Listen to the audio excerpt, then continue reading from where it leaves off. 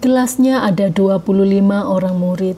Setiap kenaikan kelas, anak perempuanku selalu mendapatkan ranking 23.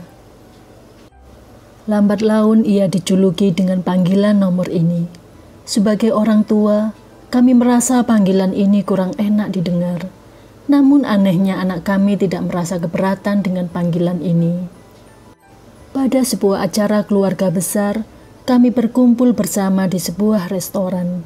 Topik pembicaraan semua orang adalah tentang jagoan mereka masing-masing.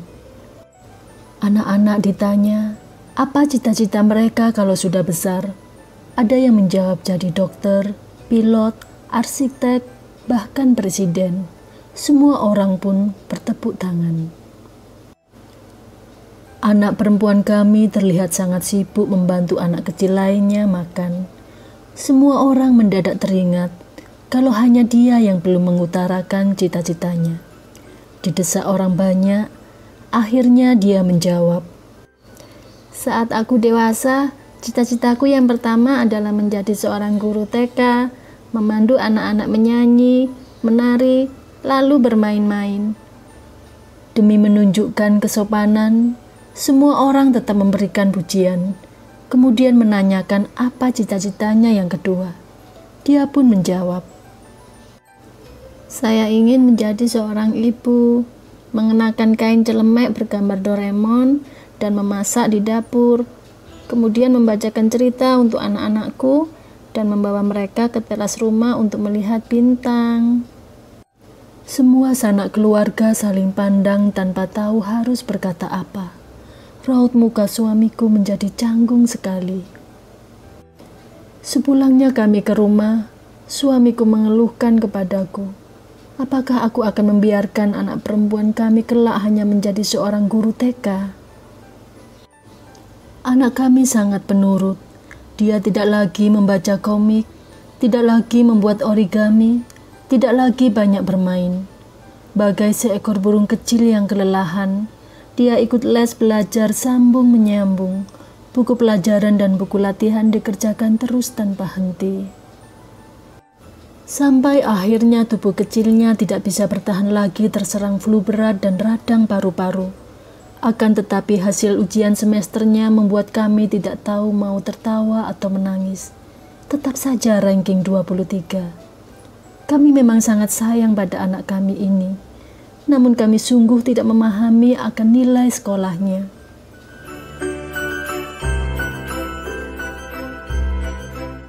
Pada suatu minggu, teman-teman sekantor mengajak pergi rekreasi bersama. Semua orang membawa serta keluarga mereka. Sepanjang perjalanan penuh dengan tawa, ada anak yang bernyanyi, ada juga yang memperagakan kebolehannya. Anak kami tidak punya keahlian khusus, hanya terus bertepuk tangan dengan sangat gembira. Dia seringkali lari ke belakang untuk mengawasi bahan makanan, merapikan kembali kotak makanan yang terlihat sedikit miring, mengetatkan tutup botol yang longgar atau mengelap wadah sayuran yang meluap keluar. Dia sibuk sekali bagaikan seorang pengurus rumah tangga cilik. Ketika makan, ada satu kejadian tak terduga. 2 orang anak lelaki teman kami, satunya si jenius matematika, satunya lagi ahli bahasa Inggris, berebut sebuah kue. Tiada seorang pun yang mau melepaskannya, juga tidak mau saling membaginya.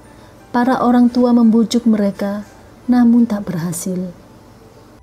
Terakhir, anak kamilah yang berhasil melerainya dengan merayu mereka untuk berdamai. Ketika pulang jalanan macet, anak-anak mulai terlihat gelisah. Anakku membuat guyonan dan terus membuat orang-orang tertawa tanpa henti.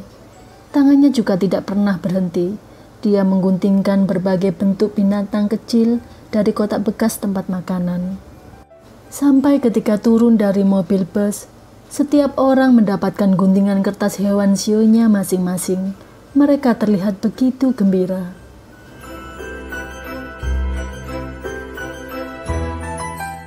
Selepas ujian semester, aku menerima telepon dari wali kelas anakku. Pertama-tama mendapatkan kabar kalau ranking sekolah anakku tetap 23. Namun beliau mengatakan ada satu hal aneh yang terjadi.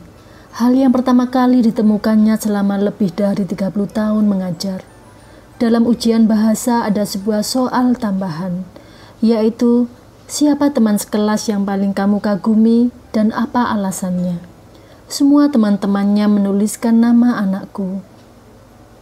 Mereka bilang karena anakku sangat senang membantu orang, selalu memberi semangat, selalu menghibur, selalu enak diajak berteman, dan banyak lagi. Si wali kelas memberi pujian. Anak ibu ini kalau bertingkah laku terhadap orang, benar-benar nomor 1.